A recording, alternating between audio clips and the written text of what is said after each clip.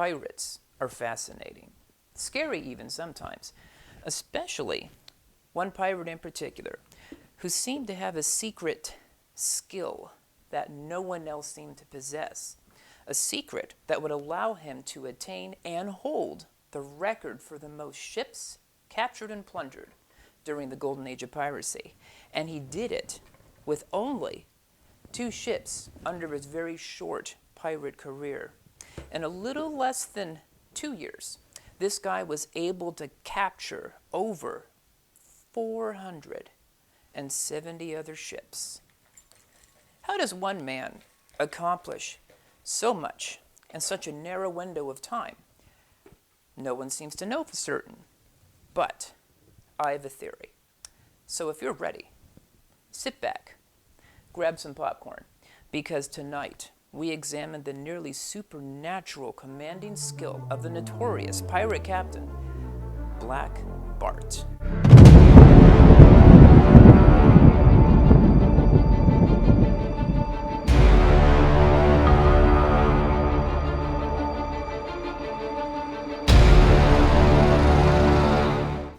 Hi, I'm Don Hahn. Welcome to In the Margins. Tonight, we are investigating Captain Bartholomew Roberts. Born in Wales, 1682, he went to sea at the young age of 13. In 1719, he was serving as the second mate aboard the cargo ship Princess, sailing off the west coast of Africa when the ship was captured by pirates. The pirate's captain, Howell Davis, was drawn to Robert's skill as a navigator, and the two became close friends. Only a few weeks after his capture, Roberts was elected captain after the death of Captain Davis. His first major defeat came about in 1720 off the coast of Barbados.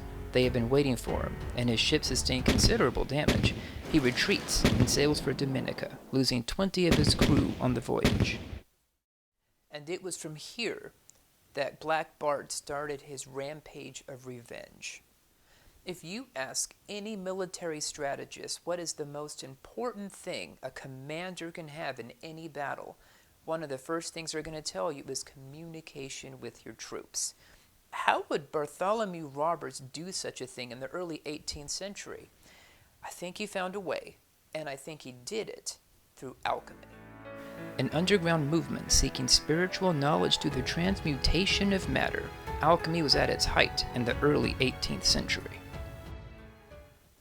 One of the basic concepts of alchemy is that you cannot create something from absolutely nothing. You have to have that seed to get started with, something you can change into something else.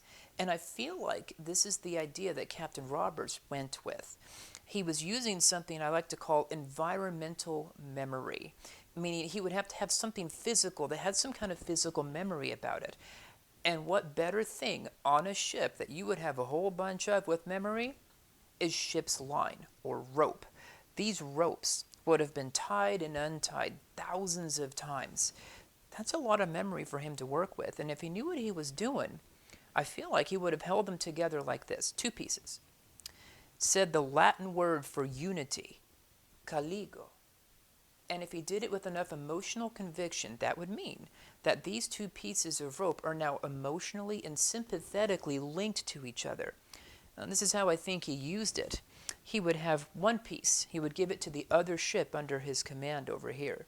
He would keep this piece for himself. Now, when he wanted to send that ship a message, all he would have to do, for example, would be to tie a simple knot like this in the middle of the rope. Now, whatever happens to one of the ropes sympathetically happens to the other. Now, when these guys want to let their captain know that they've received the message, all they would have to do would be to untie the knot. Because again, whatever happens to one happens to the other. Now, I'm sure you can imagine the kind of different messages and codes you can set up with this kind of system. You can use different numbers of knots to mean one thing, or different types of knots to mean another. There's a lot of possibilities. Now, let's say that the captain and his crew over here are being chased by enemy ships, and they want to kind of deliver more of a drastic message to their friends over there, kind of like cut and run. he might do something like this and hope that their crewmates over here on this ship get the message in time to split. Now, when these guys hightail it out of there and they reach safety, they're going to want to let their captain know that it's time to meet up again. And at this point, they can only hope that their captain and crewmates over here reach safety all in one piece.